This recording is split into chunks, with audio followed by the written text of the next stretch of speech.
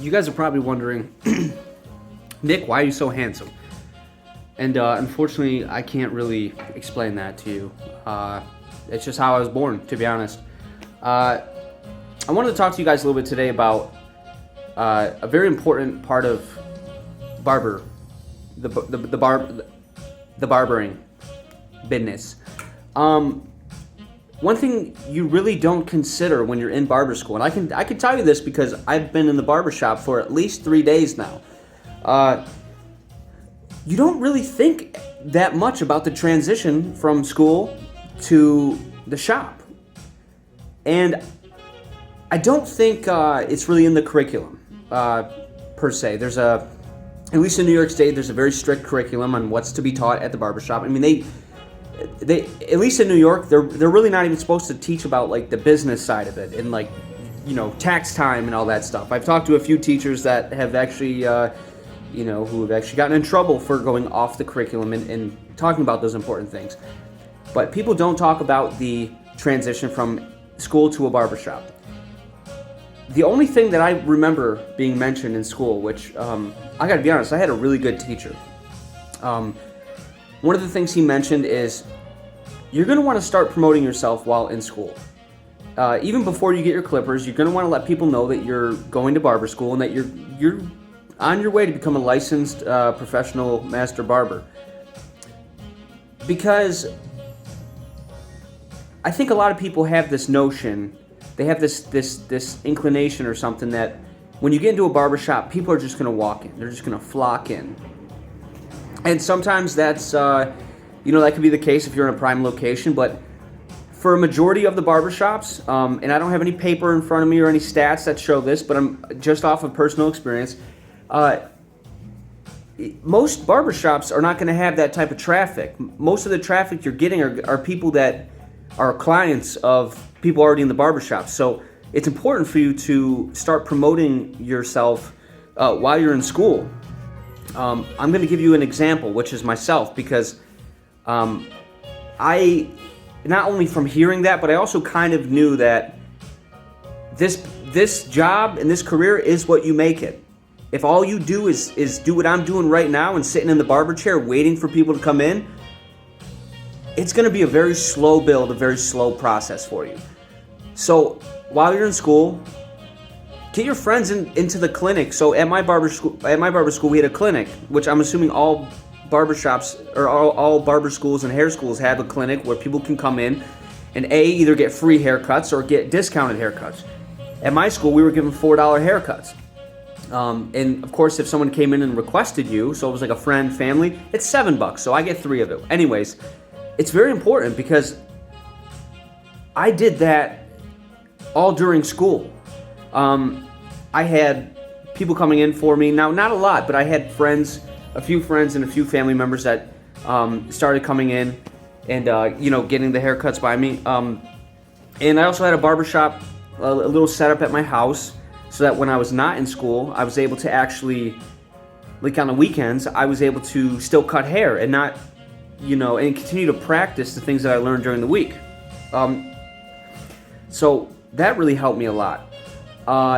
Also, if you don't know, there was a big pandemic out there of this thing they're calling I think they're calling it the COVID-19. It's the coronavirus, I guess. And that pretty much shut shit down for a minute, and stuff is still shut down. And I was supposed to graduate back in May, and I didn't because the coronavirus. So with that being said, having my own home setup was pertinent because I had people that could no longer get into their barbershops. I was still a student, and I needed to continue my practice and to continue to learn. So I had people coming over to my house, and I was testing their temperature and everything just to make sure that they weren't, sick or, ask them how they were feeling for sure. And I was able to learn through that. Through that process, I was actually able to pick up new clients and build my client list. So up until a few weeks ago, I was like, dude, this is awesome because I'm building up clientele. I felt busy. I mean, I was actually busy because I was going to school, going to work, and cutting hair on the weekend. So I really didn't have much time to myself. So in my eyes, in my head, I had enough clients. Not enough clients to really sustain a career, but I had a decent amount of clients. Now let's transition to the barbershop. I still have those clients. A few of them did go back to their normal barber because I get it. You want to be loyal, and I want loyal customers and loyal clients. So I totally get it. But I still have a decent amount of clients for a kid that's fresh out of school. But I'm sitting in the barbershop right now and have been the last 3 days, and I've had 2 walk-ins. And I've had 2 walk-ins, and I've had one client that's my client that booked through the app that I'm using, Booksy, to book the appointments.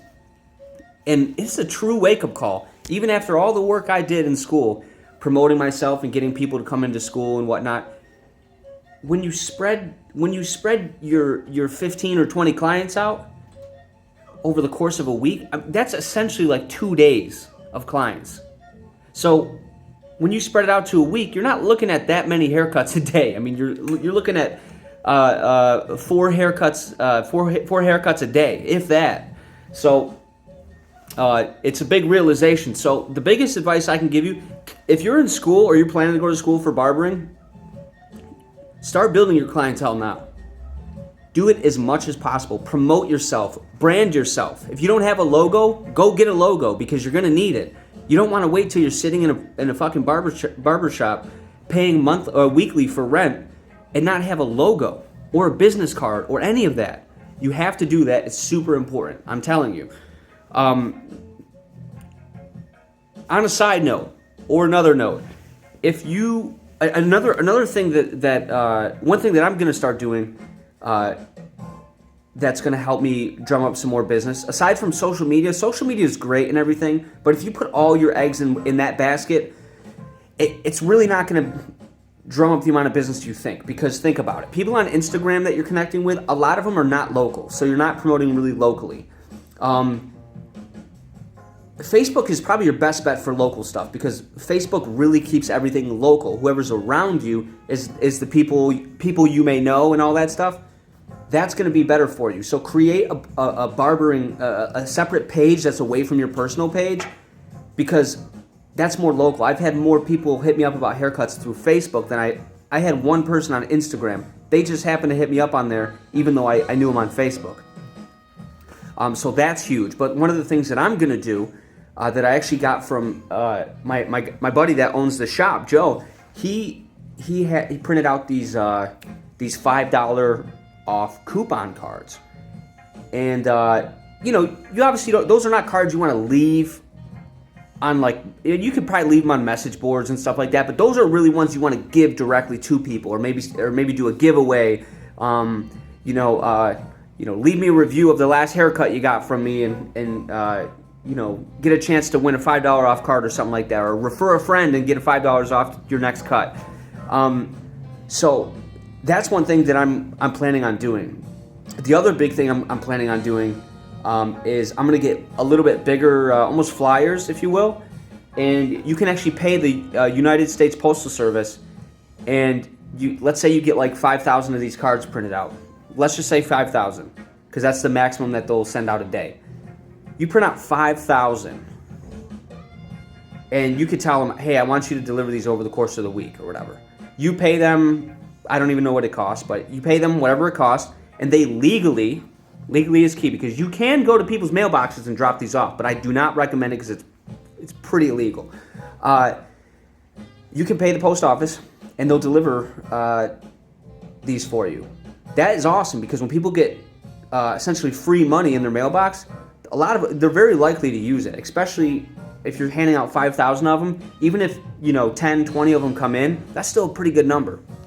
So my goal is to through that service, you can actually mark the territory around where you're at. So where I'm located, I'll probably do like within 5 miles or 10 miles. So and certain zip codes and all that stuff. So you can pinpoint where you want these cards to go based on where you're at. So that's another plan. Something I'm gonna do aside from Facebook ads and stuff like that. The biggest piece of advice I can give you is you have to spend money to make money. I know how it feels. You may have $100 in your account, and you're like, oh my God, it's going to cost me $50 to get this logo. That's pretty cheap, but let's say it's going to cost me $50 to get this logo. I'm going to need 20 of it to print out business cards. I'm going to need the last 25 of it to put gas in my car. Do it.